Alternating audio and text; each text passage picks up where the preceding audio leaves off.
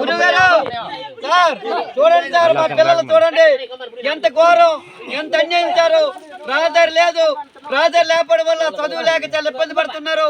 చూడండి sir, Pawan Kalyan sir మీరేనా ఆలోచించండి. ఎన్నో గిరిజన గ్రామాలకి రోడ్లు వేస్తున్నారు. మీరు జిల్లాలో మీరు రాష్ట్రానికి ఆదర్శంగా ఉన్నారు సార్. మీరైనా మా పిల్లలకి ఈ రోడ్డు సౌకర్యం కల్పించి అన్ని విధాలకు ఆదుకోవాలి సార్. ఇదంటే చిన్న పిల్లలండి కాబట్టి రోడ్డు లేదు. మేము నడడానికి ఇవాళ 2 గంటలు పట్టింది. 2 కిలోమీటర్లు నడిచి రావడానికి సుమారు 8 కిలోమీటర్ల దూరం. 5 కోట్లు మంజూరైంది అంటారు. ఆ పాలించే అధికారులు ఎక్కడ వెళ్ళిపోతాండ్రు. వాళ్ళకి ఏడిపోయింది, వాళ్ళు ఏసీలోనే ఆగిపోంటారు. మా పరిస్థితి ఏంటని తెలియజేస్తున్నాం సార్. కలెక్టర్ గారు ముస్తాబ్ అనే కార్యక్రమం మంచిదే, మన రాష్ట్రానికి మన జిల్లాకి మంచి పేరు తెచ్చారు. కానీ ముస్తాబ్ అనేది ప్లేన్ ఏరియా కాదండి.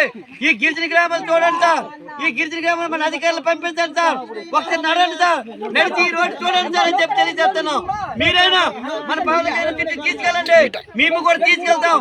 దయచేసి మన పవన్ కళ్యాణ్ అన్నయ్య గారు మీరు మంచి పవర్ లో ఉన్నారు, మంచి గిరిజనులు అంటే అభిమానం.